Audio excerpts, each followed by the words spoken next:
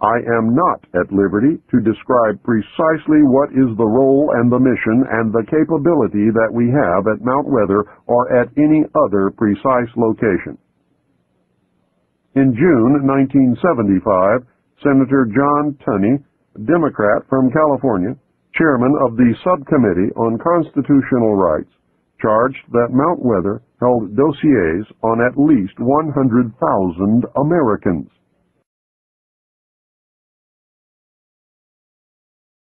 He later alleged that the Mount Weather computers described as the best in the world can obtain millions of pieces of additional information on the personal lives of American citizens simply by tapping the data stored at any of the other 96 federal relocation centers.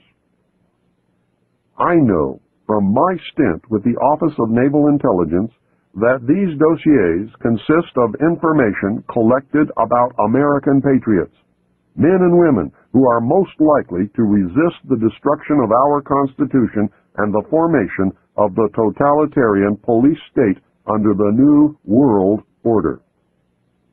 The Patriot Data Bank is constantly updated so that when the appointed hour arrives, all patriots can be rounded up with little, if any, effort.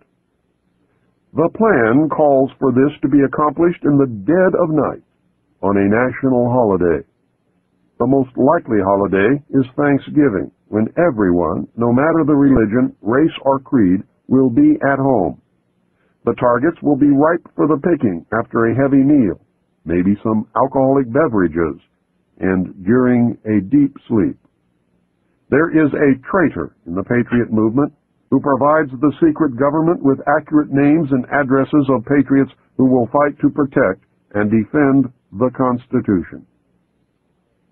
My recommendation is that no patriot should ever be at home or in the home of any family member on any holiday ever again until the traitors have been hung and the Constitution restored as the supreme law of the land.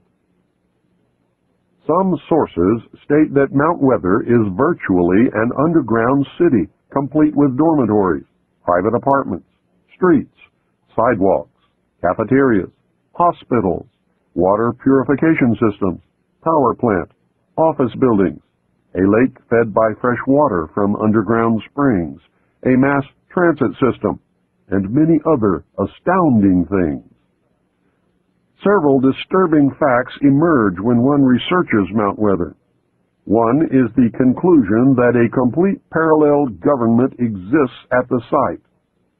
9 federal departments exist there: agriculture, commerce, health, education, and welfare, housing and urban development, interior, labor, state, transportation, and the Treasury.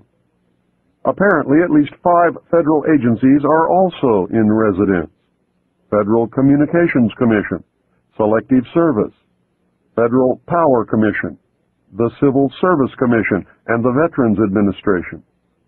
2 privately owned corporations have offices at Mount Weather: the Federal Reserve and the United States Post Office. There is also an office of the Presidency.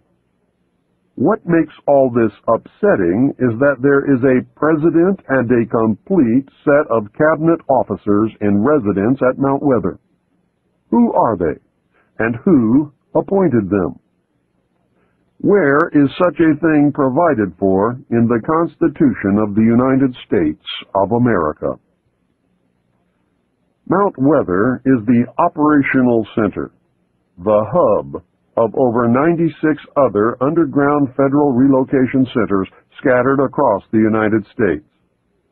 The majority of these appear to be concentrated in Pennsylvania, Virginia, West Virginia, Maryland, and North Carolina.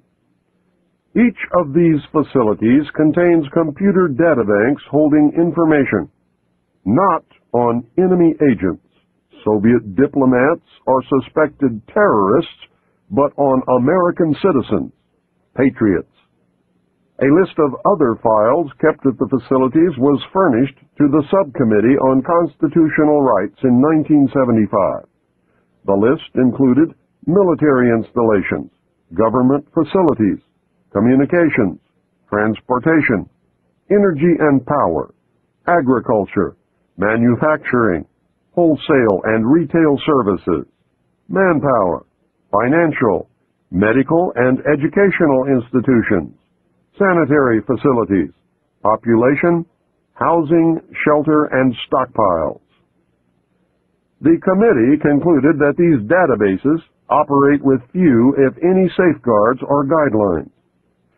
Senator James Borzek, Democrat from South Dakota, a member of the subcommittee, said, "I feel the entire operation has eluded the supervision of either Congress or the courts."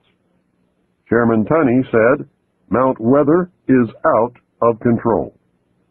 Nothing was done by Congress to rectify the situation, however, and Mount Weather remains out of control. Former high-level officials from Mount Weather agree that the base at Mount Weather is much more than any standby government facility or storage center for the preservation of records. They describe it as an actual government in waiting. We do not merely store essential information. The facility attempts to duplicate the vital functions of the executive branch of the administration. As stated previously, according to my research, this includes a president and all cabinet members actually in residence.